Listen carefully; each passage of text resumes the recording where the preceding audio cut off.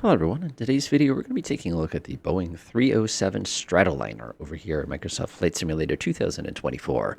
Now this aircraft is interesting to say the least. There's definitely some issues with it here and there. There is a lovely Redux mod out there for those of you curious on Flight Sim 2 that kind of solves some of the issues of this aircraft. And we're not going to be looking at that today. We're going to be looking at the base model because you know what? It's just darn cool.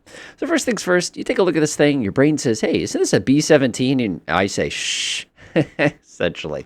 The other thing you're going to notice having a quick little walk around of this plane is just the fact that this isn't a lot of airplane. When you really come down to it, you've just got metal, you've got the riveted style in order to give that expansion, you've got the nice little emergency access hatch there, you've got these big old radial engines, and everything is grumbly and awesome. Let's climb inside. Now, the first thing you're going to want to do in this aircraft, other than adjust your seat and get nice and comfortable, you can see this is some pretty solid 1940s seating arrangements here, is you're going to want to make sure everything is kind of the way you want it before you start going. This is definitely the kind of airplane that benefits from hand flying. It does have a couple different autopilot systems. I find them a little wonky in Flight Sim 2024, so I've been mostly just kind of doing it the old-fashioned way. But one of the things I really love is the fact that you have the radio operator's position, you have the engineer's position, you have basically the first officer's position here. Everything is here, but just not everything works, which is kind of a bummer. Again, you can turn yokes on and things like that. So let's get this party started. First thing I want to do here is I'm going to go ahead and get the load of this aircraft set correctly. So I'm going to open up my EFB real fast. I'm going to go over to my aircraft head flight performance, mass and balance. Now, if you look down here, you can see our aircraft's current mass is 36,256 out of 45,000. Your brain goes, oh, I know. I'm just going to go ahead and put a little bit of weight in here. We're now 54,000 pounds. Yes, unfortunately, when they programmed this, they were a little reckless with the way they set up the masses on this thing. So in order to make it safe, you really can't take more than 1% of your maximum weight, because even if you look here, this is still 238,000 pounds. So like you can squiggle this thing like barely that far, and you can see, bam, just like that, we're that heavy. Cargo, of course, you can define any way you want. Fuel, you can define any way you want. I'll go ahead and load us up here today. Empty weight, that's all going to have CG, stuff like that. Delightful. So now what we're going to do is we're going to get this thing started. And starting this airplane is a pretty straightforward process. There's a couple things in kind of funny places, and I'll kind of show you what they are when we get there. One thing we do want to do, though, is you have a couple switches over here that basically are going to get us some fuel and some ground services. I'm going to go ahead and pop both those switches. And one of the cool things here is if I actually go to the external view, you can see the fact that it's a little fuel truck plugged into us. Is that not like the cutest thing you've ever seen? And look at the ground service. It's like a little luggage wagon, and then we have the flight attendant. That's so darn cool. With that taken care of, I'm now going to flip my head down here. I'm going to go ahead and set my power into the ground position. After I've done that, I'm going to float my head up here. I'm going to go ahead and pop this into the ground power position, just like that. You also have kind of this like master switch, which does nothing, unfortunately, for us. And with that set now, we now have some juice kind of flowing through it. If we needed some lights and stuff, we could kind of kick that on. Now, with all that on, you're going to get a bunch of angry warning lights. You're going to get things about parking brake. Your inverter light's going to come on. You're going to have an unlocked tail wheel warning. You're going to get all sorts of nastiness up here. One thing you'll notice, for example, is the switch doesn't work half the time. Don't panic, though. It's not that big a deal because we're going to deal with all those problems later on. Your avionics are all going to be dead. You're not going to have any radios or anything like that. But you don't have to worry about that because, like I said, at this point, everything's just about getting us ready to go and get on ship's power. So what I'm going to do now is go ahead and take a look to make sure we have enough fuel for our flight. Oh, goodness. Do we ever have plenty of fuel for our flight? I think we're fine. And now, this is the interesting thing. Your fuel system needs to be linked properly to the appropriate engine. Now, this is very common for classic aircraft like this. There's no automatic fuel pump or anything like that. So if I swing over here to our fuel, you'll notice we have the main tanks, we have the outboard tanks, and of course we have the inboard tanks. And we can select which one that we'd like to connect to each specific engine. Now our manual is going to tell us to go ahead and slam these into the main position, which is exactly what I'm going to do there. You'll notice we have outboard, you notice we have inboard. Click, click to main, click, click to main, click, click over to main. Excellent. Now there's something you really have to be careful with. And if you kind of move your head back here and to the right, you will notice there's actually a cross-feed system. Now the way that the cross-feed in this aircraft works is it links engines together. So you can do really goofy things like this, where I can shut that engine off. Again, I don't know why I do this. And then you could cross-feed it like that. So you can basically link the two engines together, even though you've got the standard manifold basically shut off. So just be kind of mindful of that when you're fiddling around with all these switches over here, that you don't accidentally hit one of those things. One of the things they did not model in this one, of course, is our very complicated supercharger system as well as pressurization system. This is a pressurized aircraft, and of course, we don't have the cow flaps to deal with, which is, I don't know, I find that Not very authentic, but I don't know, maybe that's just me. All right, let's go swing over here and take a look and make sure everything else is looking good here. Good time to reset your altimeters. It's not a great day to fly outside, but that's perfectly fine. I'm not so worried about it. We're only going to be taking a short trip anyway. All right, everything is good to go.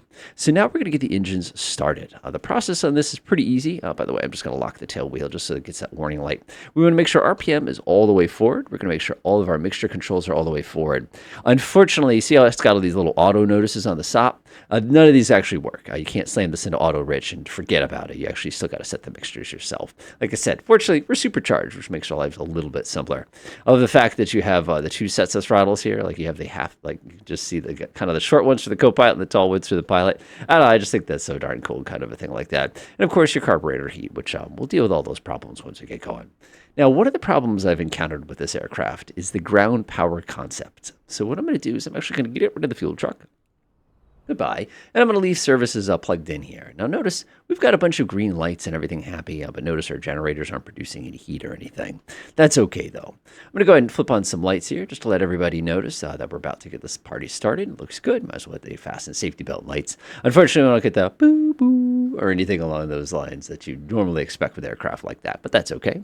Go ahead and pop on the inverters, and that's pretty much everything is ready to start. Start is really, really easy. Notice you have engine 1, 2, 3, 4. We're going to do 1, 2, 3, 4 in that order today. So first of all, I'm going to come over here and pop on our fuel booster pumps. What that will do is give us a little extra fuel pressure to kind of make sure everything is all kind of almost pre-primed, if you want to think about it another way.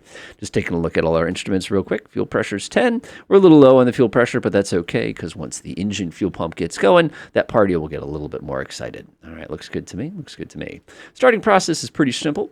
We slam this into prime, slam this into boost, slam this into start. Now, depending on how nice the bug gods are to us, we might have to make one little change in order to make this work. So unfortunately, we'll see what happens. All right, prime, boost, start for 5. 1, 2, 3, 4, 5. Slam that over to both. And if we jump outside, you'll notice that engine goes, it makes all sorts of nasty noises, and it is a wonderful thing. I'll turn up my own volume so I can hear a little better. Nice. Whoa, that was too much volume. Too much volume. Whoa, whoa, whoa, whoa. Cool. So now we're going to do the same thing with engine 2. Prime, boost, start. 1, 2, 3, 4, 5. Slam it into the both position. And if everything works, a bunch of nasty smoke should go blah, blah, blah, blah, out the back there. And you can see that work beautifully. Delightful. We're now going to go swing over to engine 3. Click, click. 1, 2, 3, 4, 5. Slam it into ignition. And that should get that guy turning around. And a bunch of white smoke should come pouring out. Well, blue smoke, really, from all the oil and stuff in it. But that's okay. Looks good. And now we just have to start number 4. 1, 2, 3, 4, 5. Crank it over to the both position. Give it a few moments. And it's going to be grumpy. Whoop. Haha. You see what I did? You see what I did? I slammed it on the wrong one. Now, the cool thing here is if you crank that and you forget to do something like that with the magneto, you'll actually observe the fact that it won't care. It'll start up perfectly happily. All right, much better. Go ahead and cancel all those. Go take a look. Everybody's turning and burning. I love it. And it looks like I missed the magneto. I'll fix that real quick. We're going to go ahead and give the engine power just a little bit of a kick here. We're looking for about 1,000 revolutions per minute, comrades, just for the purposes of kind of keeping everything kind of warm. There we go, right there. Yeah, it looks nice to me. Fantastic. Let's go switch over to ship's power. So I'm going to go ahead and activate the 2 generators. Yes, we have generators, not alternators, number 1. And number 2, we now need to switch completely over. So I'm going to slam this down into the flight position. We're going to float up here, and we're going to go over to battery mode. So now we are completely independent of the stuff on the ground. We should probably tell her to climb inside the airplane at some point. So go ahead and close her up real fast. All right. Our aircraft is ready to rock now. Okay, well, everything's kind of warming up and everything's probably pressurizing, getting all nice and stable here. One of the things I like to take a look at is I like to go ahead and get my navigation squared away here. Now, one of the things they give you, which is pretty wild, let's turn on avionics switch here, is they give you this switch up here that says GNS. If you hit that switch, it's going to open up a pair of Garmin displays here. The neat thing about the Garmin displays, of course, is it's going to give you the ability to basically fly this thing like a modern aircraft. You know, you can come in here, you can set your frequencies, you can set your waypoint, you can do flight plans. pretty much anything that you're used to do with any GPS on board, which I think is just kind of neat that they chose to do it that way. Now, the other thing that, of course, is I'm not interested in that today. I'm going to put it back to navigation mode. By the way, if you do fiddle with the GPS, double check to make sure you've got all your other needles set. All right, let's go float down here and actually set my frequencies. So we're going to be flying up to Hartford today because why not? And what I'm going to do here is I'm going to dial this frequency on the right to be the Hartford VOR, which is 11490. And now, where's the switch button? Where's the switch button? It's right there. You just have to push this button right here to switch between the two positions, and that puts us on 11490. Now, this is a little annoying here. And one of the things you'll probably notice is we're not picking up much of a signal here. So we're going to be heading roughly that direction would be kind of my estimate. And once we do get in the air, we should be able to pick up that frequency. If we were really, really terrified at this point, we could probably go pop on 11560 or something like that, and basically use that to get us a little closer. But we know basically we're going to take off and head north. We're Block Island, by the way, if you were curious. All right, let's go ahead and do some idiot checks to make sure everything's good. All right. Good, good, good, good, good, good. Let's come over here. Good, good, good, good, good, good, good. Here's good. No flaps for takeoff here. We don't need them. Switches are in the neutral position. Lights are where I want them to be. Landing light is good. Pitot heat is now on. All the switches here, cabin lights, fuel booster pump still enabled, inverter is enabled. Swing back over here, take a look. Fuel pressure is still way out of the green, but that's okay, because like I was saying, once the engine fuel pumps get going, we're good. We have enough fuel for flight, suction. Let's take a look. Oil pressure is in the green, cabin air temperature is in the green, fuel selectors set correctly. Let's do it. So what I'm going to do is I'm going to go ahead and grab my feet, slam them on the brakes, pop off the tail, and gently. So now this thing has got so much idle thrust, I am not even beginning to touch the throttle. And look at this power thing that's actually slamming all the people in the back of the plane. Oh boy, sorry folks. I didn't mean to be so disrespectful. All right, let's do it. So what I'm going to do is I'm gently going to start making my way towards the runway here. Again, not a lot of drama. You just got to remember that you have to kind of go out and then kind of kick it because we are a tail dragger airplane. This is no conventional gear. And you have to also kind of be easy on the brakes.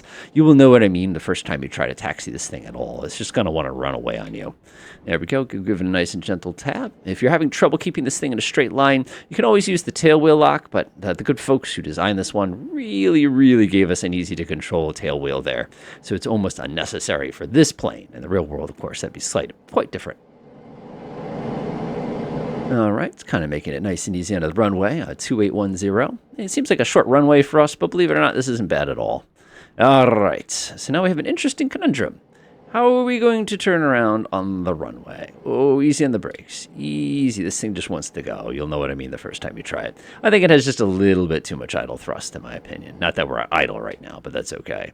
So one of the crazy things is we're a tail dragger. We're going into the grass. Watch out for the fence, though, obviously. And if we come to this view, you can see we have plenty of room to kick ourselves around and get ourselves all nice and lined up. And disregard the fact I'm going to run that little sign over. Oops, that made a loud noise. Look at this. Look at this. Can you believe how aggressively you can turn this thing? Isn't that amazing? Like, I have to actually catch it because it oversteered. Gosh, this thing's a little sensitive. But again, it's kind of surprising given it's basically a B-17. All right, line ourselves up at the runway. Fabulous. So what we want to do now is we want to make sure everything is ready for takeoff before we get going. We've kind of run through everything before, but we'll go ahead and do our quick magneto checks, which is super easy on this plane. Basically, we're going to kick this thing up. Like I said, you can do usually about anything in the green usually works pretty well. 1500 is plenty. You can even go a little higher if you wanted. 16 looks good. 16, 16, 16. So all you do is go click, click, click, click. Let's come down here. Not bad, not bad, not bad. Click, click, click. Oh my goodness. Yeah, I need a better scroll wheel one of these days. Pop everybody back. Everybody's RPM comes back up. Delightful. And again, you're looking for no more than basically 75 drop there. Let's go take a look. It looks good to me. Good. All magnetos are basically working flawlessly. Hey, you can tell you're in a flight sim. Go ahead and pull it all the way to 0. See if your engine cuts out on you. I don't think it would. We're pretty darn warmed up at this particular point as far as cylinder head temperatures and things like that. All right, we're going to go set that. We're going to lock our tail wheel out. Make sure your tail wheel is straight before you lock it, by the way. Otherwise, you're going to get really frustrated. All right, everything's good. One last time. All right. Crack the knuckles. Do my idiot checks. We're going to be going straight. Climb to 600 feet. Take a right turn. We're going to be heading north. If we have an engine out right away, we're going to try to make the water with our wheel up. If we have an engine out during takeoff, it really is going to depend on decision speed. We're either going to go or not go. Speaking of speeds, the decision speed on this one is about 85 miles per hour. So that's going to be kind of where we make our decision. And when we do unstick, you're looking at about 95 to 105 miles per hour. Let's do it. Got my hand on the brakes now. I'm going to go ahead and slam this up to 30 inches. So what you're trying to do right now is see if all the propellers are going to even out with each other. There we go. And what happens too is this would be a standard check. This is about 2,000 revolutions per minute. Fantastic. We're going to go ahead and gently apply power. Normal takeoff power is about 42 inches. Give it a second to stabilize, and let's go. Now, because our tail wheel is locked, this thing is just going to go. There's going to be very, very, very, very little drama. It's just a matter of kind of staying steady. We've got a bit of a crosswind there, so I'm going to give it a little bit of right aileron. And you just relax. There's your V1 speed. There's our unstick speed. And you can see this thing comes up real nice. We're going to hold off on the gear for a moment. Gear up. Just let it stabilize, let it stabilize. Best climb is going to be about 130 miles per hour indicated. So we're doing pretty well so far. I'll stick my head down so you can see the speeds a little bit better. There we go. We got about 120. Looking pretty good. About 130. Give it a little bit of that downward elevator trim. I like that right there. Coming up on 600 feet. Good. We'll go ahead and execute our turn. Don't forget to use some right rudder there. You don't need a lot of right rudder, but one of the things you'll notice is the turn and bank indicator is a center instrument on this airplane. Direction is not considered as important, as weird as that sounds. We're going to go ahead and execute our climb. We're going to get ready to go ahead and start setting up our climb power in just a few moments. 120, feeling pretty good, feeling pretty good. Like I said, just want to swing north. We'll adjust all of our VOR stuff in a minute. Remember, if we lose our engine, we've got water, and obviously it's not going to be a pleasant landing. Gosh, the rudder in this thing is, oh boy. That's some serious rudder action. Nice. All right, give it a little tap of trim. This aircraft has a left turning tendency. You'll know it the first time it happens too. All right, let's go ahead and get everybody ready for climb. We're going to be doing between 35 and 37 inches of mercury. I'm going to go down to 37, which is going to be the bottom of the yellow arc. You can see I've got that set right here. We're now going to go ahead and set our RPM. We're looking for 2,000, usually 2,200 to 2,400 RPM. Basically, we're just trying to keep everything in the green here. And right there, that will be our climb set. And you'll also notice that once you do get the thing to climb, the whole aircraft is going to stabilize a little bit, and it's going to get a little bit more mellow. Everything's going to be a little bit easier to handle. Don't worry about that big angry landing gear controls locked. Good. That's what you want. If it bothers you, of course, you can run up here and put that into the off position. Like I said, it's not going to cause any issues for you. Up. There it goes. Nice. It is in the off position. All right. So we're looking for a climb speed of around 130 miles an hour indicated, which will get us going pretty well. I'm going to give it a little couple taps of right trim. Interesting thing is that we need right trim, but left rudder trim. I don't know who decided that, but yeah, it happens sometimes. Now it's a good time to go get our navigation all set up. I'm going to come up top here. I'm just going to give this a couple twists until that needle centers up for us. It should only take a moment. Oh, there it goes. And we're looking at a direction of 30. So let's go swing over to 30. We're just going to enjoy our climb. Again, think of this thing like a bus. By the way, if you do want to turn on your transponder to be nice, hold your mouse over this and crank it to test, and then crank it one back to alt. And that should work pretty well for you. There we go. Just swinging nice and gentle. Like I said, take your time. Take your time. This is we're not going for high performance here. And yes, you could argue this is technically instrument conditions, but back then, pilot factors and human factors weren't a thing, so we're not going to worry about it. Gosh, that sounds awful if you ask me. Go swing a little bit more to the left, and that's basically perfect right there. A little bit of that right rudder. And we're actually going to come a little more to the left here. Remember your heading indicator here, your directional gyro is backwards. So when you turn left, this is going to go the other way. So in this case, we're trying to get over to 30, because like I said, we're a little off course, but that's part of the fun. And that's why we have our navigator radio operator in our back seat there to kind of yell in my ear saying, hey, you still got to keep turning, buddy. I don't think that's what he would sound like. I personally don't know. Never met the fellow. There we go. About 3,000 right there. Actually, not 3,000, about 300 degrees. Nice, gentle right turn. Again, think like you're flying a bus here. There we go. Nice. Go ahead and give it a couple taps of trim. We've got 4,000 feet so far. We're going to go up to 4,500 today. That's good. About 250 to go. Taking a look at our navigation. And we're a little to the right, of course, but that's perfectly fine. No DME on this thing anywhere, by the way. We'll show you where to get the DME if you're just determined, so to speak. I'll stick my head down a little bit. All right. Let's go ahead and level this sucker out. Like I said, remember you're flying a bus here. There's no vertical speed indicators. A little unreliable. There we go. A couple of those, couple taps. Check my navigation. Navigation's good. I just wish it wasn't up there, because then I have to like look up. That's just not my navigator's instrument scan, so to speak. It's just not part of the fun there. A lot of elevator down trim on this thing. You'll see what I mean the first time you try it.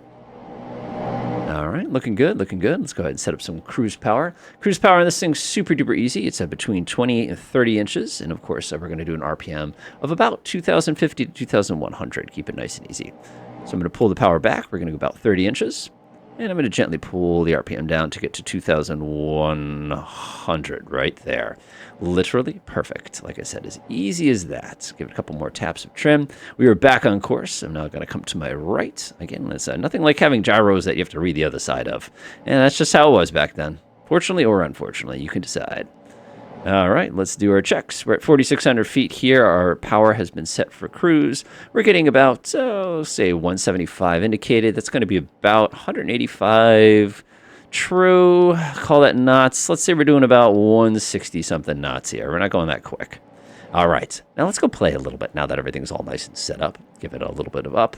Looking pretty good. Let's fire up our trusty GPS. Of course, what did they do? They just took away my navigational instruments I needed to see to know what I was doing. Let's go tap that to enter. And again, I'm just going to do a little bit of flying. Again, I'm all trimmed right now. There's no automatic pilot engaged anywhere. Like if I were to run up and mash the AP button on, nothing's going to... Whoa, there it goes. Nice. And you can go ahead and dial those features in directly. And there we go. You can even set this to 4,500 if we wanted. Like I said, this one's much, much easier to use than its buddy.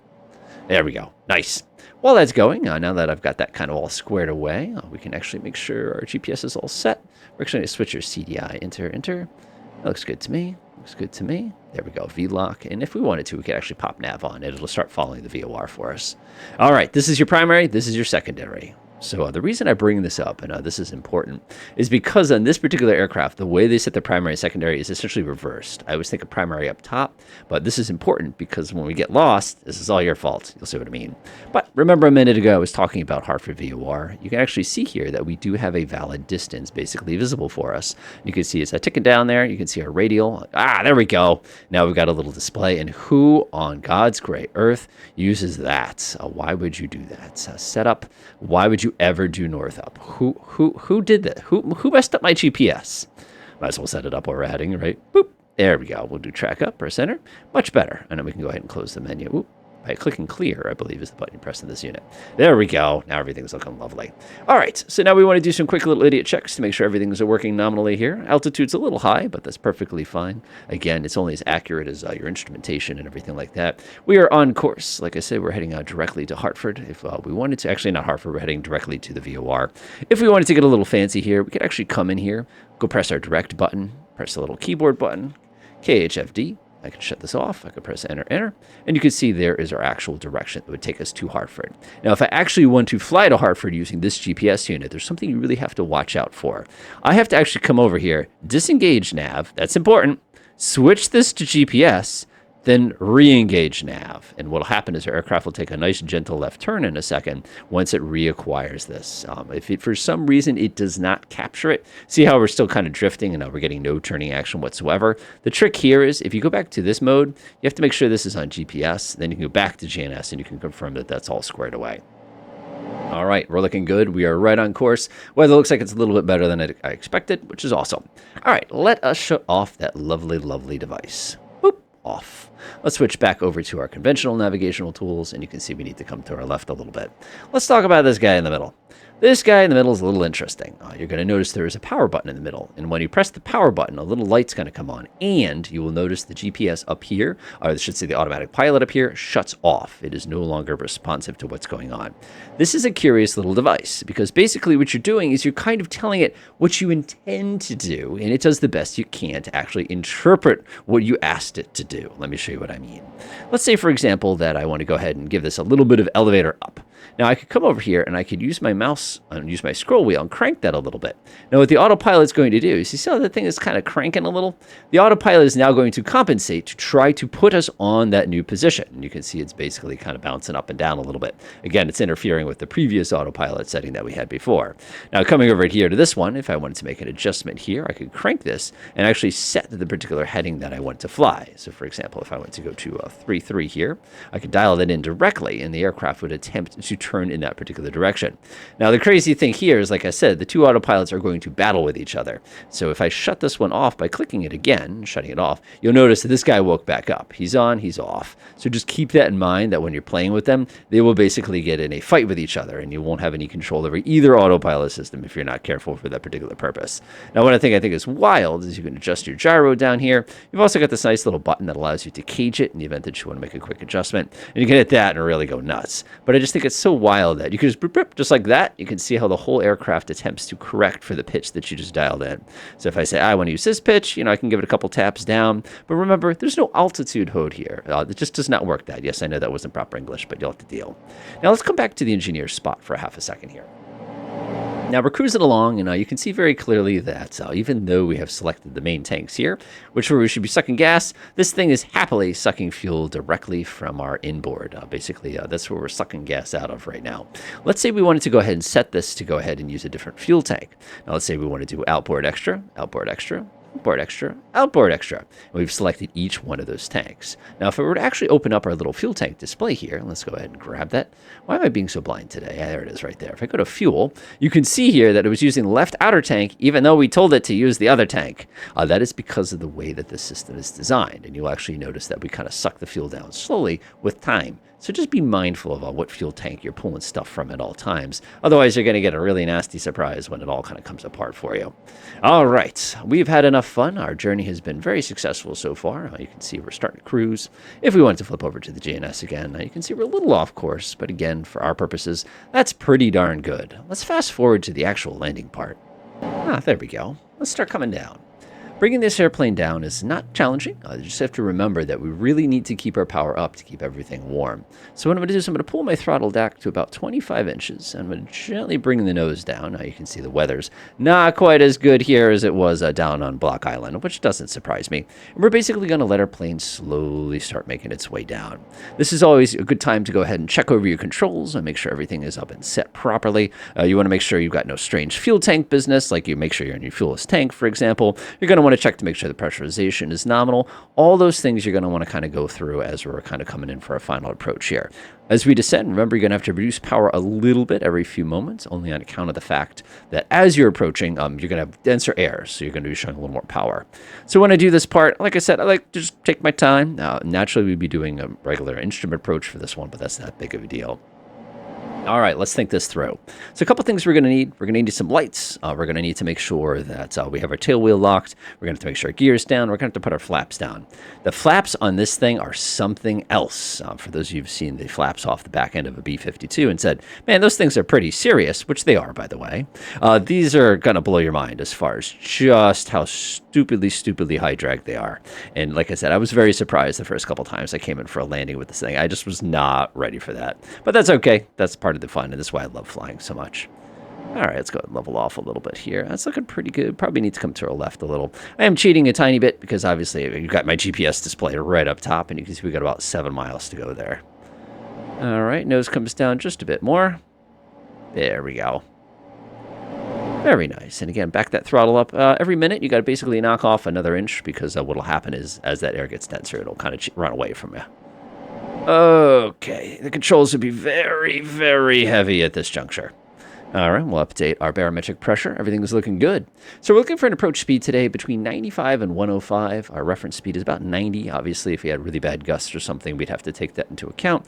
I'm not too concerned with that. What I am concerned with is the fact that I've got 5 miles to go, and I'm still at 3,000 feet. That's perfectly fine, though.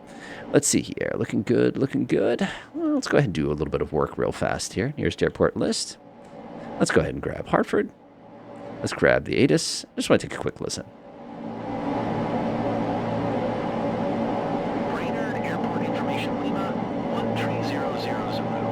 It is runway 20. 6. Visibility 10. Sky condition. Nice. That's exactly what I wanted to know. Awesome. The reason I wanted to know that, of course, is because I wanted to be able to figure out which one of the two runways we're using. And we're using the runway that's actually going to work better in our favor. So now if you look at the window here, there's lovely Hartford. It's sitting there. We got a 1,018-foot traffic pattern altitude that we're kind of climbing ourselves down to. And we're going to get ready for our approach. We're going to go ahead and increase the RPM. Adding a little bit of RPM will actually act almost like adding drag, kind of a thing like that. And that makes it a little bit easier for us to make our approach. Let's see here. We got an altitude of, let's see, about, okay, it's about 2,000. Huh. I wonder if the fingers are broken on that. That's weird. All right, go ahead and stomp on those rudders as you take that nice turn. There we go. Coming down 1,700 feet. And what we're going to do is we're going to come north a little bit, and then we're going to kind of swing around. Good time to go ahead and get everything all ready as far as controls and stuff goes. There we go. Looking good to me. Looking good to me. Fantastic. Flaps we're going to deal with in a second, but what I do want to do is hit our landing lights. There's Rensselaer Field right below us. There we go. Nice and easy. Nice and easy. Wonderful. All right, 1,200, getting ready for the turn. I wonder if anybody's playing today. Actually, what they were, they'd basically kick us out, and they wouldn't allow us to fly this airspace without an instrument flight plan. They get grumpy about that for some reason, go figure. All right, so basically what we're doing is extending our downwind leg here. Again, Hartford's right over there. And the interesting thing is they'd fly the 307 into Rensselaer. Rainer wasn't an airport yet at that particular time. So just kind of taking it out nice and wide. Again, we got to get below 165 before we can really start partying with a lot of our controls here. Back our throttle out a little bit, so we're basically level. Looking good, looking good. Again, the idle thrust on this thing is something else. Let's see, flaps 126 is the speed we get. Nice, nice, nice. All right. I'm going to just bring the nose up just a little bit to help get us a little bit slower here. There we go. Delightful. So a couple things we're going to be looking for here is we come swinging around, getting ready for our approach. One thing is we want to make sure our tail wheel's in the locked position, which you can see by the handle being forward there. The other thing we want to do, of course, is we want to get the plane a little dirty. Now, this plane has very slow flaps. You'll see I just gave it a click of flaps there, and it's just rip. I get about 25% flaps. Now, when those come in, it's just, like I said, it's like brakes. And you can see they're using the old-style split flaps there, kind of along the wing. Those split flaps give you a lot of drag. Just a little bit more power as we kind of come swinging around. We're under the 126, so we're looking good. Oh, man, my brain almost wanted to land at Rensselaer for a second there. It would almost be more appropriate. All right, let's go teleport to final. All right, there are two philosophies here. Obviously, we can do a 3-point landing or we can do a 2-point landing. One of the things I want to do is make sure my wheels are down and locked. I'm going to get those flaps all the way down. And like I said, our approach speed is about 95 miles an hour here. And that is in the down position now. Check. All right, let's do it. Come to the left a little bit. We're a little fast. Push the RPM all the way up to 2,400. Perfect. Airspeed is a little low. We got about 90. One last idiot check. We got our lights. Gas, undercarriage, mixer, propeller, flaps, light speed. All right, we are all set. Let's do it. We have 4 white at the moment. Hartford, believe it or not, does not use a 3-degree approach. It actually is quite a bit steeper. It's like 3.7 or something like that. Now, the thing that's blowing my mind is I know I'm a little low here, but it does not seem to think so. Like, it looks to me like I'm going to be smacking into some power lines, but that's okay. I'm the pilot. I'm the one who has to make the decisions here, and I see that I'm just fine right the way I am. So what you'll observe here is we have a pretty substantial crosswind coming from my right side. Go ahead and bring in a little bit more power. There we go. Very nice. Let the governor kind of catch it. And we're a little light, so we can bring that power back. Easy. Easy, coming in a little hot. Very hot. They've got that artificial throttling going on with these engines. I wish they wouldn't do that. All right, we're going to go ahead and drop the right wing, kick the left rudder. Woo, gonna have to earn this one. I feel like it's a golf game. Everybody has to hold up the quiet sign. There we go. Again, left rudder, right wing down.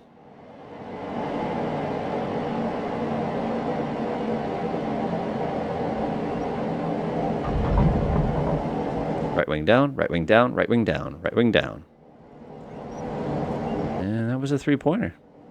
Oh my goodness, I cannot literally give this thing enough right aileron. Stay on the runway. Stay on the runway. And we did it. Nice. Very nice. Very nice. Click. That was actually quite a crosswind. I was surprised by that. So as you can see, this is a fairly long video, but you can see this is such a neat airplane. It is such a classic, and it's so much fun to try to fly these old aircraft around like this. And it just gives you an idea of, again, a little bit of work. This thing would be even better, but man, is this thing cool in VR. Enjoy.